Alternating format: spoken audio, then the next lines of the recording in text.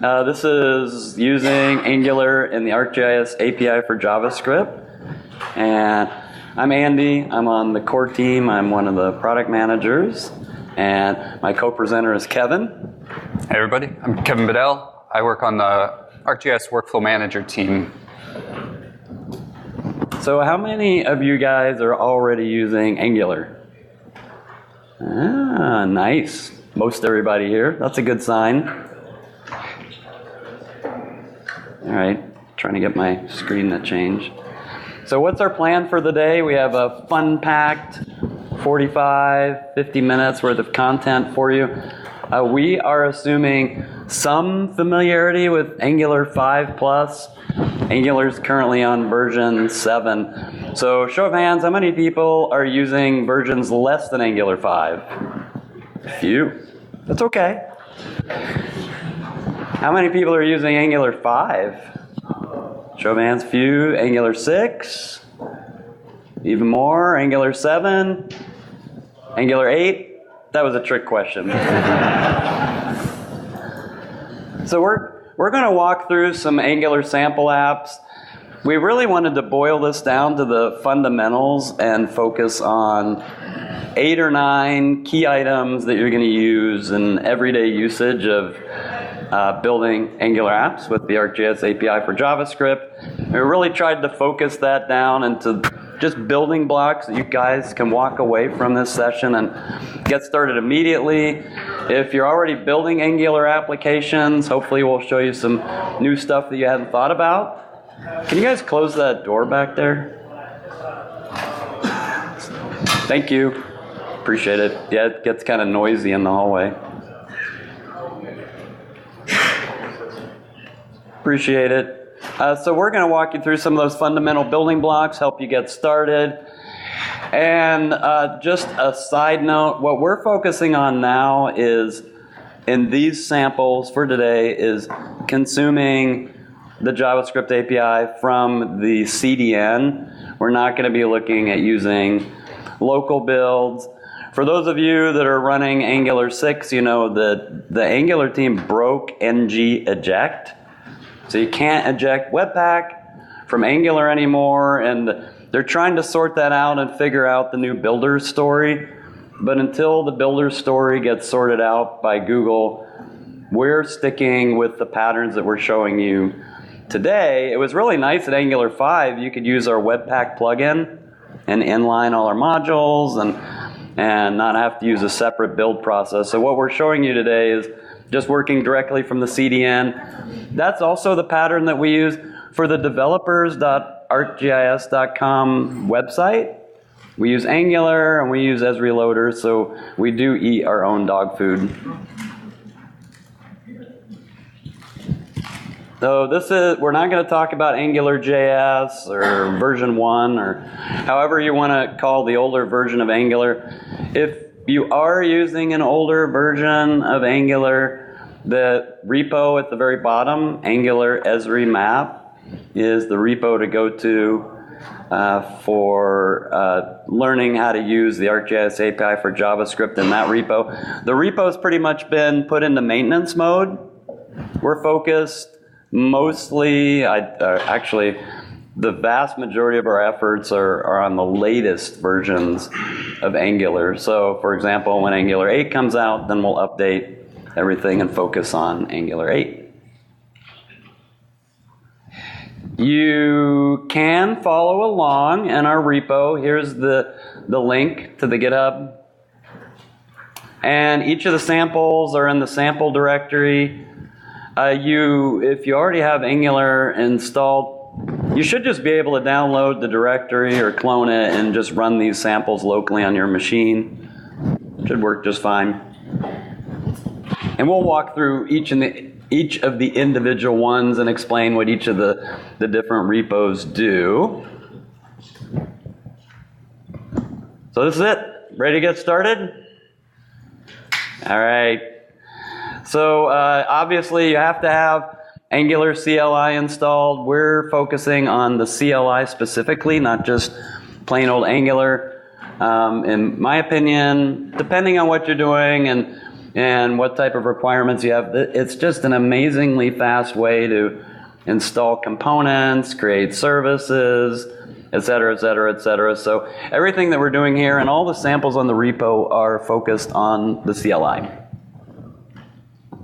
And in order to get these to run, if you're interested now or after the session, when you get back home, you're just going to cd into the individual directory. You should just be able to run npm install. I think we checked most of the repos. And then as soon as that's done, you can just do ng serve and everything should just run pretty cool. So let's talk about app scaffolding. This is the most fundamental aspect of everything that you're going to do. I know some of you, maybe a lot of you, already have existing Angular applications. The techniques that we're showing you can either work with what we call map first applications, where the entire app is based on a map, and these patterns also work on non-map first applications. Maybe you have other stuff in there for the daily types of workflows that you're using, and the map might be on a different tab or somewhere else within your application. These patterns work regardless of what type of application you're building in Angular. We're also going to talk a lot about a library called ESRI Loader. ESRI Loader is the key to loading the ArcGIS API for JavaScript modules. So we'll dig into that. We'll show you how you use it, give you some tips and tricks on getting your modules to load and making sure everything's ironed out smoothly and all of your components load. In the folders, we tried to label everything that we added as Esri-map something, so you can tell where the mapping components are in the application. Mainly that's just for usability, doesn't have anything to do with functionality. So let's go take a look at the first application. So this is the repo. If you download it, it looks just like this. We have 9 different samples. We're going to be talking about the app scaffolding, like I'm talking about now. We'll go into some examples on ESRI Loader. Then Kevin's going to talk to you about types, promises, events, observables, and maintaining map state. And then I'll bring it home at the end with services and Ionic. So hopefully, amongst these 10 different topics, we're going to hit on most of the major topics that you guys would run into when using Angular with this API. Let's go ahead and dive into the app scaffolding. So when you go ahead and open this repo, we've pre-created these components for you. The most basic component, of course, is just going to be a map component where everything's self-contained, and we're importing that into the app module. And the basic layout of these applications is we're going to install ESRI Loader. I'll talk more about that in just a second. And the most important thing is we want to wait for the on-init event within this component. If you don't do this, then your mileage may vary. There's a good chance that the map probably won't even load, and you'll most likely get some sort of an error. Then we're going to go ahead and load the modules. Like I said, we'll dive into that in just a second. And then we initialize our map. So this right here, inside ng on init, we're using ESRI Loader. This is the basic for every mapping application we use, whether you're building it or we're using it, you're going to follow this type of a pattern. Pretty straightforward so far, right? So let's look at a little bit more app scaffolding. That was a pretty basic application, and as we go through these different steps, we'll start explaining how those different pieces work and get a little bit more complicated and advanced with each step. So here what we want to do is we want to pass some data from the parent to the component. And the very first one I showed you, it was just self-contained. I just created the map within the component. I didn't do anything special. Let's go ahead and take a look at the second app. This is very, very similar to the first one. I want to show you a couple of things. The div where we're injecting the map is inside the component.html, and we're referencing this. I'll show you where we referenced it in the Typescript file. And inside the app component now, what we're doing is we have defined our ESRI map component, so we're importing this into the app component. And we're passing some properties to it. In this case, we want to be able to control some things from the parent. This is the parent object, and we're going to be passing center and base map and zoom. And just to add a little bit of spice for this, just to give you some insight on how we handle eventing between the parent component and the child. The child is our map, right? That, just to add some spice, I added a map loaded event here. It doesn't do anything, but if you needed to do something after your map loaded, you would listen for this event in the parent component and then do whatever you need to do. So this is what it looks like in the parent, and this is what we've extended from the previous example. So now, just like before, let me zoom in so you guys in the back can see it. So now, just like before, we're using ESRI Loader. We'll explain that more shortly. I haven't forgotten. We have set up an event emitter inside our child. And this is the syntax for referencing the div where the map is going to be injected to. We're using an element ref. This is just standard Angular for anybody in here that is not familiar with Angular in particular. And what's different about this application is we've set some input decorators on some getters and setters so that when the component is initialized, we're pulling properties from the parent. And so we went from a basic application that was just self-contained, very simple, it's just a map, and everything was pretty much hard-coded. Here what we've done is we've extended this component so you can start to pass properties from the parent, and it's starting to make it a little bit more dynamic. It's not just hard-coded. Because the best practice is the model and the parent should give us some flexibility to control the view, which is this that we're looking at right now, which is our map component. And everything else should look pretty much just the same here, except we add those properties in for like the center and the zoom. And when the map is loaded, we're going to go ahead and emit this map loaded event, and that gets passed back to the parent. Was that a deep dive? Everybody still with us? That was a lot, right? All right, just checking. Fast and furious here. Oops. Let me close some of these. I don't know why. Oh, there we go.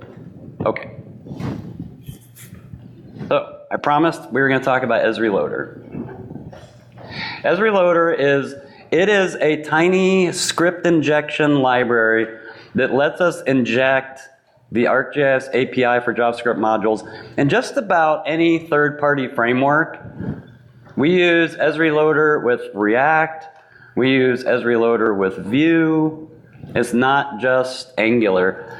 And there is an entire repo for this at github.com/ESRI Loader.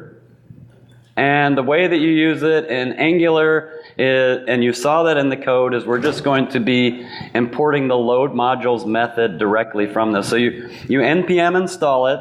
Let's go ahead and look at the repo. So this is the repo out on github.com/ESRI. And there's just a ton of information here. Like I said, it works with a bunch of different frameworks.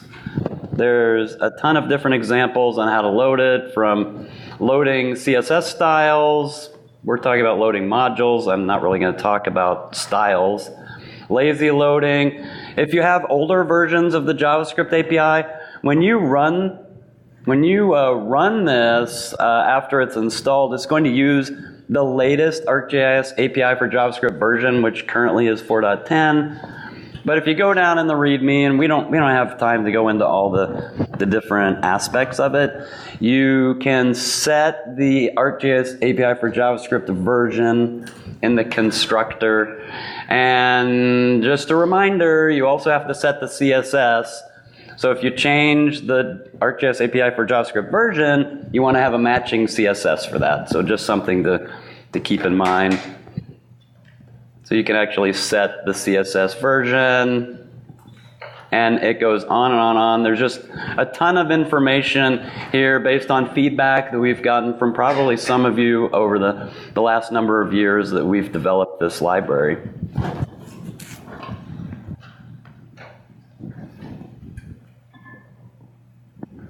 So there's two different ways to use ESRI Loader. You can use a promises-based pattern, which is up here on top. You can use load modules.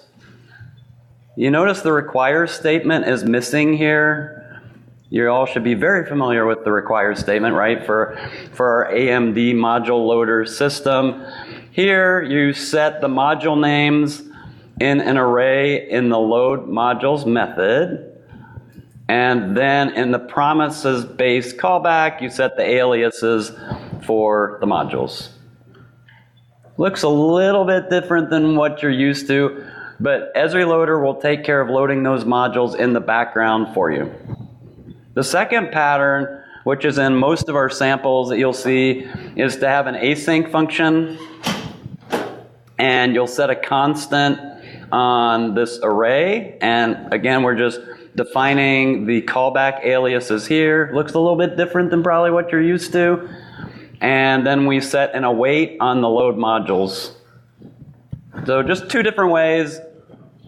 Whatever suits your requirements best. There's some flexibility built in there. I just wanted to make sure that you understood this, because sometimes you'll see it one way using promises based, and sometimes you'll see it the other way using the async await pattern.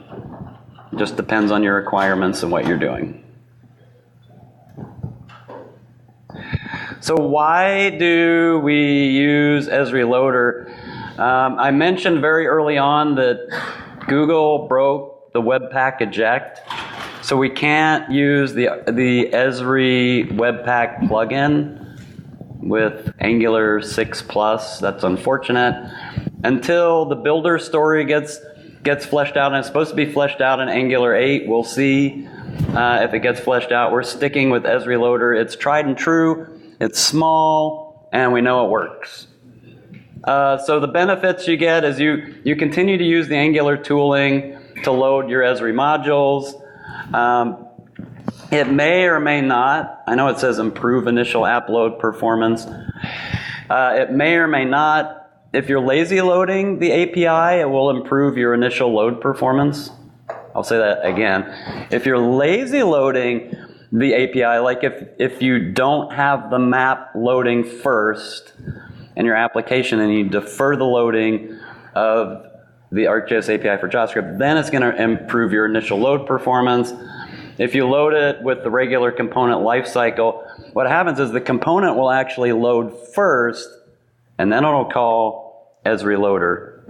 So there's just a little bit of a difference in there in terms of how this is working within the component lifecycle. And last but not least, you can control which modules you want. Just like if you're using a require statement, just use the ones that you need and don't call in anything extra. With that, I'll turn it over to Kevin. All right. Thanks, Andy.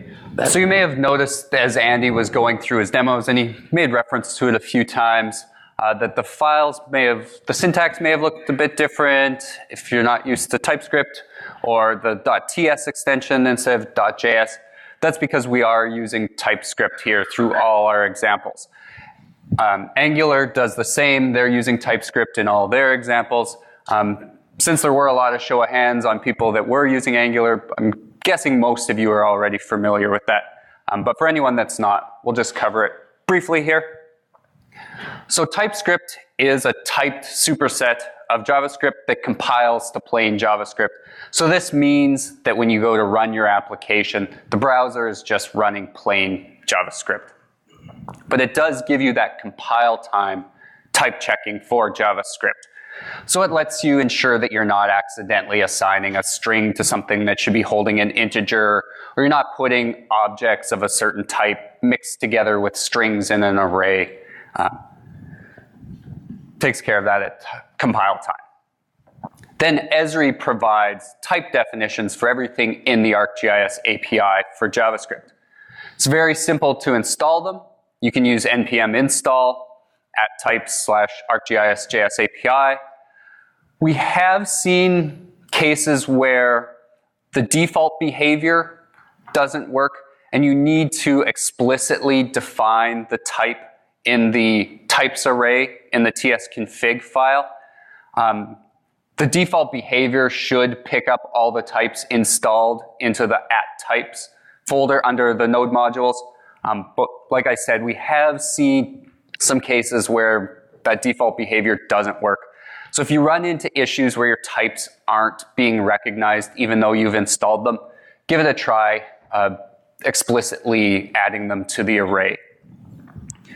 Once you have your types installed and available to you, you can use the __ESRI namespace to access those types.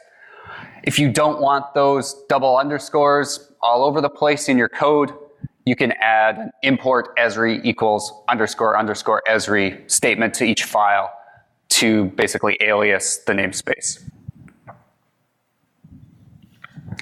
Once you have those types installed and available, you can begin to do things like, instead of just instantiating ESRI map, passing it an object with a bunch of properties, you can instead create an object of type ESRI.mapProperties and now pass that to your ESRI map constructor. This way you know that you're setting the right properties in the map properties object. You know that map properties is what you're actually supposed to be passing to ESRI map, so on. Again, ensuring that you have consistent arrays is available here with the ESRI types as well. So if I have an array of graphics, I can ensure that I'm pushing actual graphics into that, the graphic type of object, not accidentally inserting the plain geometry, for example. The other nice thing with TypeScript is it gives you the autocomplete help. So here we have a screenshot showing IntelliSense in Visual Studio Code. If I switch over to my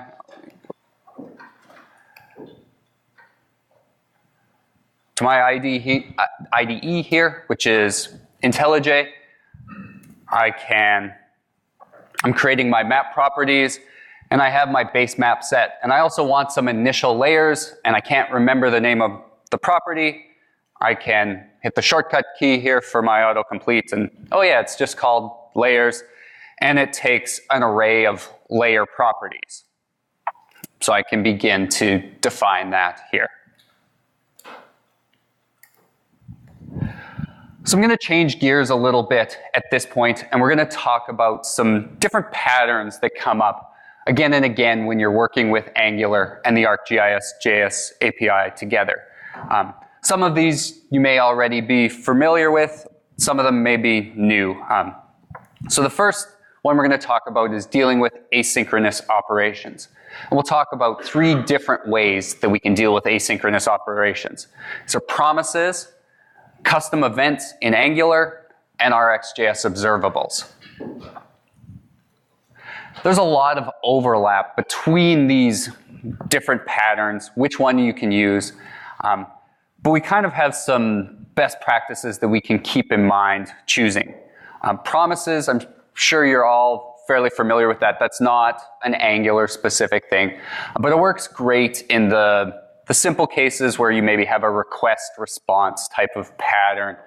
The nice thing with promises is you can use await and async with it to write code that looks more synchronous even though it is asynchronous. The custom events are an Angular specific thing. We already saw a brief use of that in the event emitter that Andy had in, I think, the second demo, where it had that map loaded event it was emitting. We'll see kind of a more fully fleshed out version of that in a few minutes. Then Rxjs observables are really powerful. They're not technically specific to Angular. They are a separate third-party library, but Angular uses them behind the scenes. If you're working with Angular today, you're probably already quite familiar with them. So we'll look at how we can tie that in with a map here as well. So in these three, going through these three patterns for asynchronous operations, we're going to look at basically the same map UI, just with three different sets of TypeScript behind the scenes. So this is the application here. We have, in the first couple, we have two components here. We have the dashboard component, which has the dropdown, and then the map is a child of that dashboard component. And the behavior here is we select a wonder of the world from the dropdown on the left. The map is going to zoom and pan to it. And you'll also see some status information displaying on the left here, panning. And then when it's complete, the message changes to done. And then after a second, that message disappears. So let's look at how this is implemented using promises, first of all. So we'll start off looking at the HTML here. So this is that dashboard component that's the parent component. We have our dropdown. We're filling it in with some information we're pulling from the Typescript file for this component. And then we're wiring it up with an event. And then here's our child component. So not too much going on here. If we move on to that Typescript file, so we'll actually kind of start at the middle section here. So here is our selected wonder event handler when we select something in the dropdown. So it is asynchronous. We're returning a promise. So the first thing we do is disable the panel, which is setting that panning to status message as well, and just disabling the dropdown. And then we call pan map method in our child component, pass it the coordinates of the location we want to pan to, and we're awaiting that. And once the promise resolves, we will enable the panel, which we're re-enabling the dropdown, displaying that done message, and then just setting up a timeout to clear the done message after a second.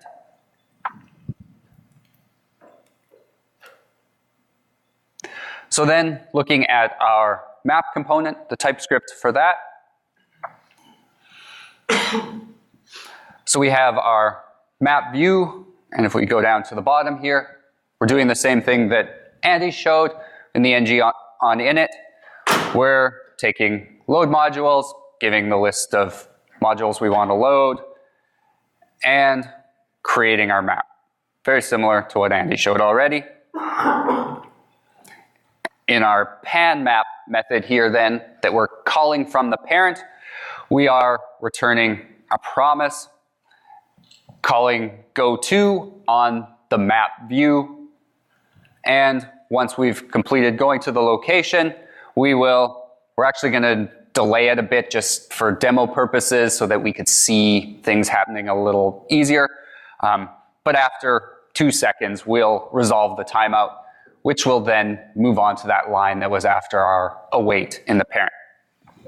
So very simple to kind of handle that asynchronous operation that's happening within our map. So the next version then is going on to use an event emitter instead of a promise. The two components are going to be exactly the same. Parent component, child component of the map, call pan map in the child. Again, we're going to see that we'll call goTo. And this time, instead of resolving a promise, we're going to call emit on the event that we have set up. And we will, ahead of time, already be listening to that in the parent. So that is something to keep in mind when you are working with the event emitters. You want to make sure that you are basically subscribing or listening to that event before it fires. We have seen cases where, based on the life cycle of the components, the one that's supposed to be listening isn't getting created and therefore not listening until after the event has already been emitted. And those events aren't queued or anything like that. So if nothing's listening, it just says, hey, I'm here, and that goes into the empty room and no one pays attention. So we want to make sure that we have that listener kind of there already. So let's close that tab. Let's look at the code for this. So here, start again in the HTML component. The dropdown is exactly the same, bound to the same method. The part that's a little bit different here is this line. So here we are setting our child, creating our child component, and we're also binding this wonder mapped event in the child to the enable panel method in the parent. If we look at the TypeScript for the parent, it's going to be very similar to what we saw in the last one. The difference is now selected wonder, that handler for the event on the dropdown, is no longer, doesn't have the async keyword anymore because we're not awaiting anything. Instead, we're just calling pan map and then we're done with that. And it's that binding of the event to enable panel that's going to display our done message.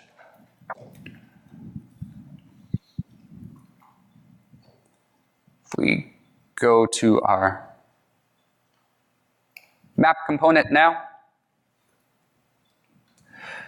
so we are creating our event emitter. We're putting the output decorator on it so that we can access it in the parent. And our pan map, the ng on init is exactly the same as before, so I'll skip over that. But the pan map is pretty much the same. The difference being now, once our timeout elapses, we're calling emit on that event emitter, that event, rather than resolving the promise. Then the third different way that I'll show you here is using the Rxjs observables. Here we have changed the structure of the components a little bit.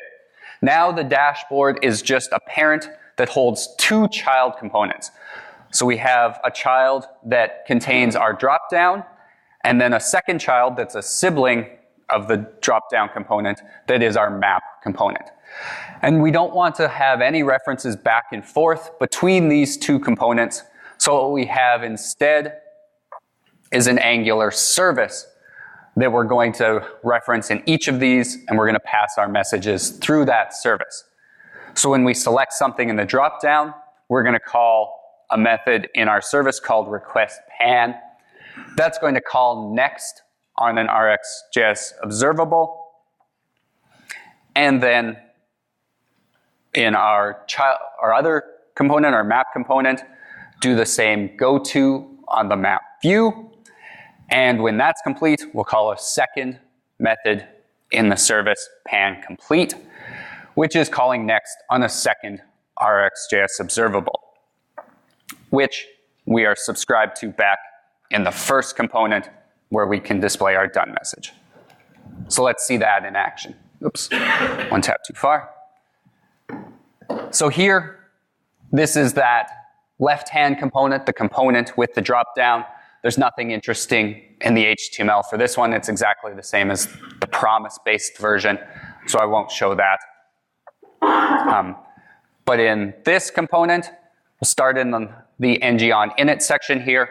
So here we are subscribing to the observable in our service and passing the enable panel method, or calling the enable panel method in our callback.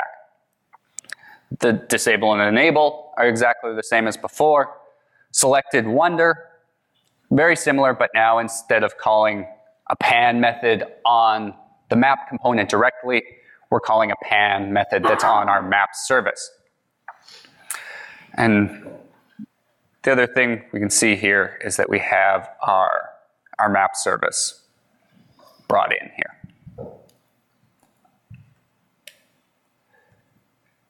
If we go up now, we can look at the map.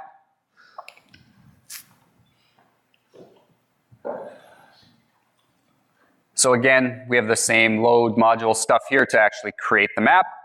And we have that additional logic as well to subscribe to the second Rxjs observable. So when the pan request observable publishes a message, we are subscribed to that, and we're going to call our pan map. And this time, instead of passing the coordinates directly, we're actually storing the coordinates in the service so that we could access them in different ways. So we're going to pull that out and pass it to our pan map method, which looks very similar. Once again, call go to, set a zoom level, and then we're calling pan to wonder complete in the service.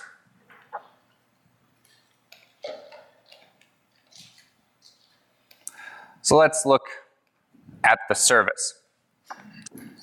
So here, we're bringing in two subjects, which is a subclass of observable, a specific type of observable, and we're creating our two new subjects, one for each direction of communication, basically. And so we call pan to wonder. We're going to store the coordinates that were passed here, call next on the first observable, which in the map component will do our pan, and then it'll call that pan to wonder complete, calls the observable, letting the first component know that we can display the done message. The nice thing about the Rxjs observables is the promises are kind of that one shot, make a request, get a response kind of thing. The observables have functionality for kind of pre-processing on the data before you handle it. It's also a stream of data so you can respond again and again to it.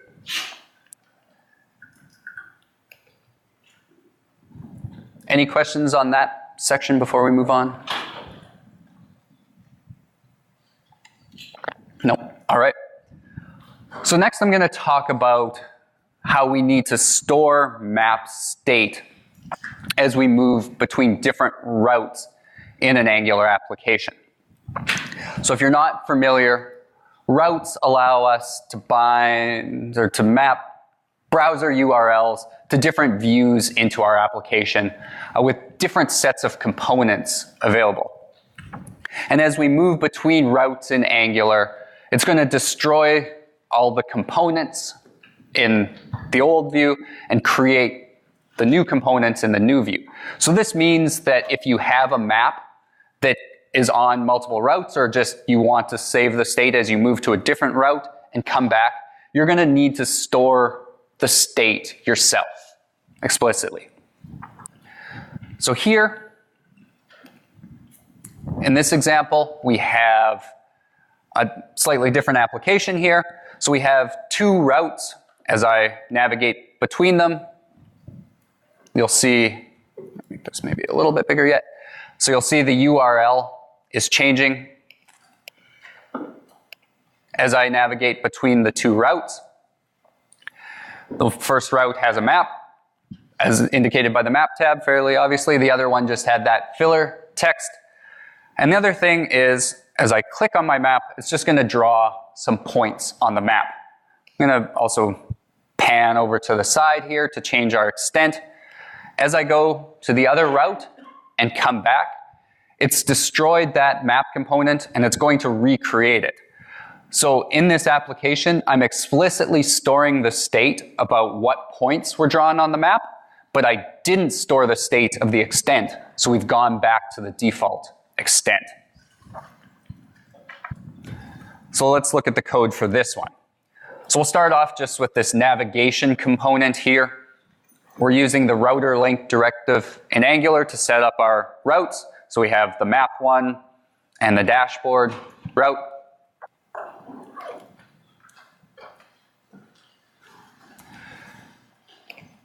Then we'll look at the map component. So here in our ng on init, pulling in the modules we need, creating our map, and then skip over this section for just a second. We're registering the click handler for when we click on the map, creating a graphic from the point that we clicked on with a set symbology. And then we're not directly adding the point to the map. Instead, we're adding the map to a service, a map state service that we've set up here. And then we're going to actually pull it back out of the map state service just to make sure that that service is the one source of truth for the points to be drawn on the map. And we'll add it to the map as a graphic then. The part I skipped over is what happens when we come back and points already exist on the map. So when the map view has been created, we're going to go to our map state service, check whether we have any points already, and if so, we're just going to add them all as an array with the add many method. So here you can see, here's our map state service being injected. So finally, let's look at that service. Very simple. We have a private array of graphics, the add point method to push the points in, and a getter to pull them out. So with that, we can preserve that state as we navigate. So if we wanted to preserve the extent, we could just add some logic to our map state service and do that within our map as well. Yeah? I'm just curious if you could use the same approach for adding entire new layers to the map. So the question was, could you use the same sort of logic for adding additional layers to the map? Yeah, for sure. You can definitely do that. All right. With that, I'll turn it back over to Andy. Guys with us so far? That's a lot of stuff fast, wasn't it? Well, we just have a couple more sections, and what I'm going to talk about now is just taking a slight step back and reiterating some points about services. You asked about it. Services are such a critical component to modularizing your application and taking advantage of the Angular capabilities. So I'm going to show an example of that, of taking what I showed you in sample 2.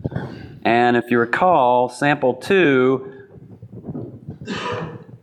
let me squeeze this fine operation here to grab a hold of that. Sample 2 was pretty much just a self-contained component when we started out.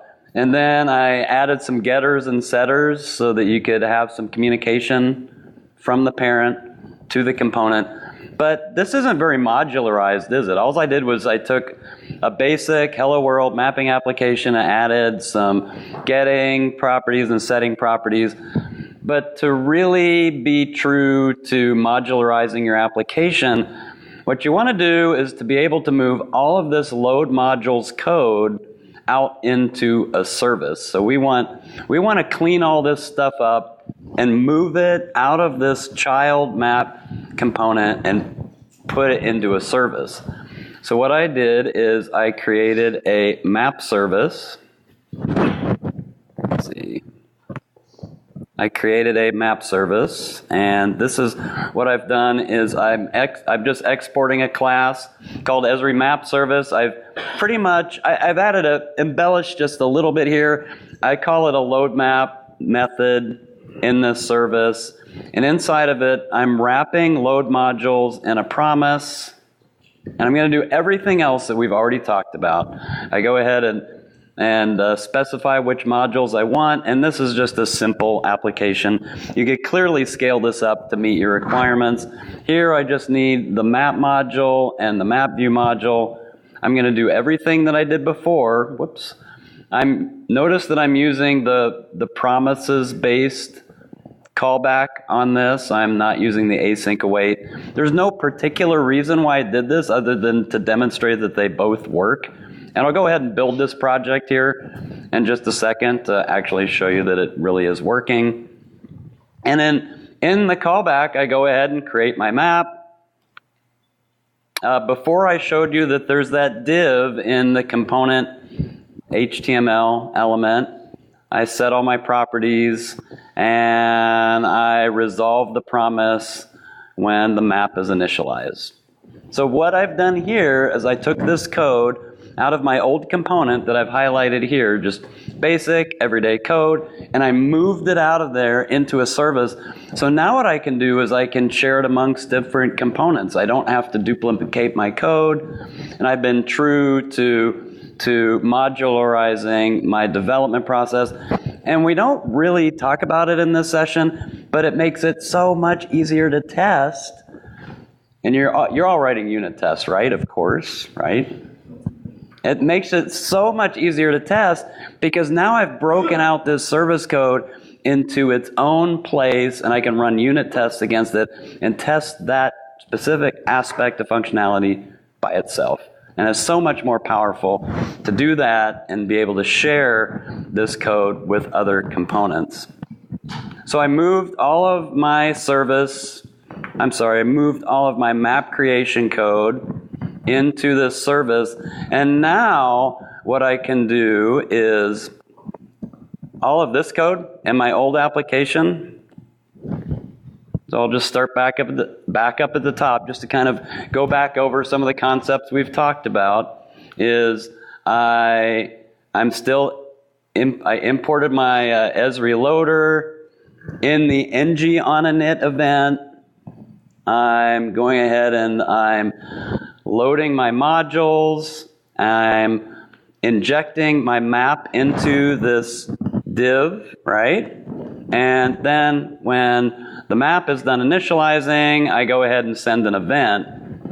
I'm going to get rid of all that code and reuse the service in this particular component. And when you do that, all of that stuff that you just saw in the ng event ends up looking just like this. That's so much nicer, so much cleaner. You can unit test it. You can share this service with other components. Cool. Very powerful concept. And now to show you that it actually works, I'm going to trust the conference internet that this actually works. I'm going to try and do a live build. Are you guys sending positive vibes to me? I'm going to go ahead and start this. I at least had to build one project for this entire presentation. Mine were running in the background. Yours were running in the background. I'm actually going to do a live build and test my luck here. So there we go. This is what the test application looks like. Ta-da! And I'm going to go ahead and open the developer console. We had that map, and that very simple map emitter that just said that the map was loaded. And we're just writing that information to the console here. But you could actually do something with that in your application. It worked.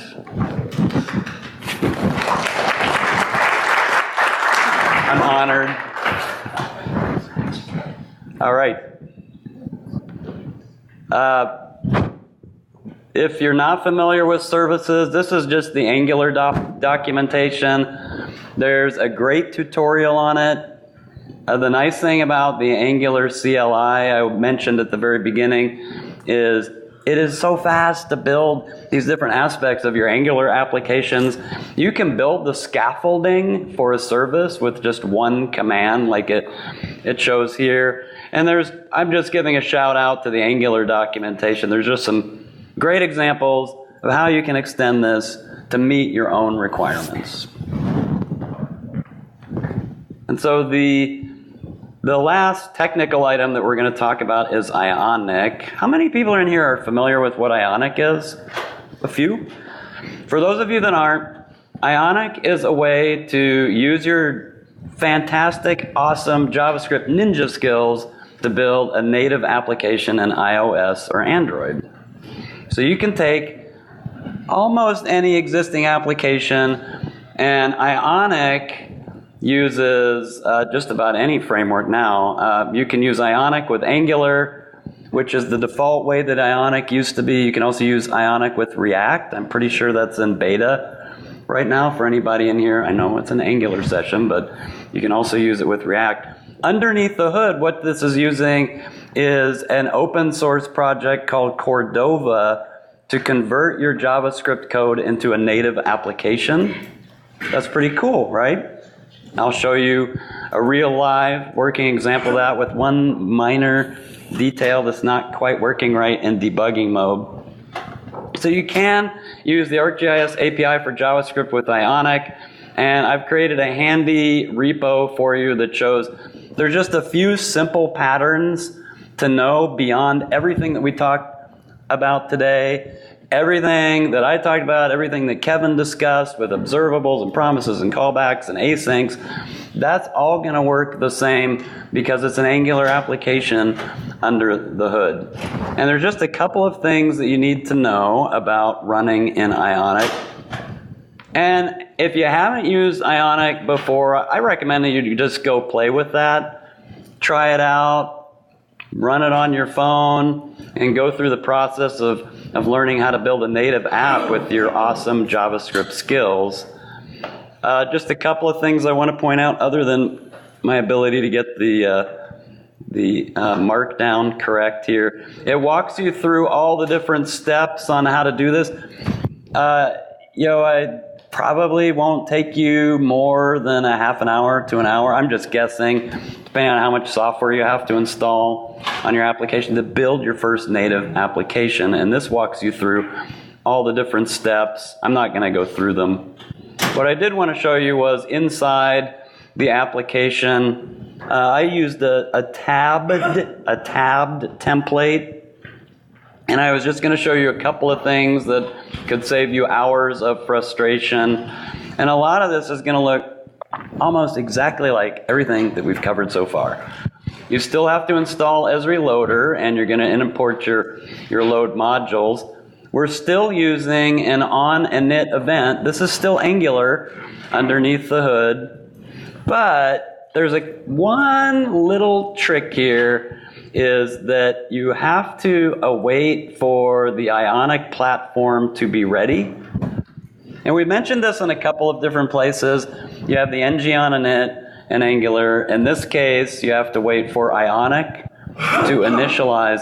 Lifecycle is so important. Other than problems with event emitters and losing events in your lifecycle, is getting that lifecycle loading pattern just right will save you so many headaches on trying to figure out what's going on. And then everything else here is what we've talked about. Here is the async await pattern for using load modules. And with that, and with the skills and all the knowledge we've imparted with you, you could leave this session today and build a native application during lunch and impress all of your colleagues. Cool, right? So let's actually look at this. I have here's the little bug that I ran into. I updated my code this morning. What I did is I have the application is running on my phone. You can see there's the map is actually there. But for some reason it's not showing up in the debugger. You can, whether you're using Ionic applications or Angular CLI, you can debug these applications on your device. You just need a little handy USB cord and to be on the same Wi-Fi network. And you can see all of the requests.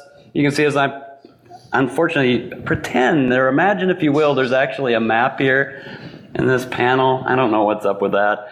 But you can see as I'm panning the map, zooming it in, we're getting HTTP requests here.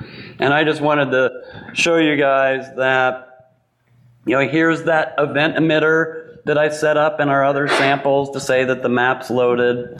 You can do all of your debugging here. You can inspect the source of your application. It's all available right here within the bundles. Pretty cool, right? So how did I do this for those of you that have never debugged a native device before? I do have Android Studio installed. So there's a couple extra steps that we just don't have time to talk about because we're almost done. here, but I go into remote devices, and my device is hooked up by a USB port, and then I inspected this application, and then when you do that, you get this cool, nifty debugging screen. Cool, right? Everybody should try it. So with that, let's go back to the slides. There's a ton of resources in the slide deck. The slide deck is available to you now through this public GitHub repo. Try it out. Check out some of these repos. Use ESRI ESRI Loader. If you have questions, feel free to open issues on the GitHub repos. We try to get back within 24 hours on business days. We're usually pretty responsive unless we're in the middle of a release cycle. For general JavaScript questions, if you have questions that aren't related to Angular or ESRI Loader, then you can go out to GeoNet. I'm guessing most of you are familiar with GeoNet to ask your general JavaScript questions for the ArcGIS API for JavaScript. And thanks for attending. We have a few minutes for questions. And please do fill out the surveys as well. They are super beneficial for us. Yes. So going back to your service where you created your view, your map and map view instantiation, I wondered how you might access the instances of like your map view in other places where you might need to. Let's say if you had a component that was like a base map component. To instantiate the base map component, you need to pass in the view. So I wonder how you get access to view in that case. Take it. I'll let you. You can handle some of that. It depends on how you're architecting your app. You can handle some of that in the state management. And it can get tricky depending on how complex your application gets, if you're mixing and matching views with different maps and those types of things. But it's definitely possible to keep it all straight, and just the most simplest way would be state management. So you mean the view, the instance of view would be part of your state out there? Right, because like Kevin was saying, is when you go to that different route, it completely destroys the visual instance that previously existed. So that's the trick, is maintaining that state. It's gone, and we recreate it from scratch when you go to the next route. So somehow you got to maintain those properties, objects, classes, methods, etc. Any other questions? So we recently had a requirement in our application to break out our map module to make it used between multiple applications. So we've got a few different code bases now using the same map module. I was wondering if you guys had any tips or patterns or anything for that. So the question was, has a requirement to break out the map module to reuse it in different apps. And Angular does have a way to export components as web components. We have some experience with web components. In theory, web components, this is an HTML standard, and it lets you transport different things like the map component to different applications and even different frameworks. And I have very little knowledge on that, other than I've done it a few times and worked with a few customers. And I know that they're improving, Angular in particular is improving the ability to eject a component, but to me it looked very bloated, and there were some performance issues when I was working on it. If someone else has more recent experience, feel free to dive right in and help them out. But web components would be a way to approach that. Thanks. You bet. Okay, what's the loaded mapping for the container, how we can be able to query the map, right? Could you repeat the question? Did you catch it? Once we loaded the map into the Angular components, we should be able to query the map. So once you've loaded the map as an Angular component, you want to query the map.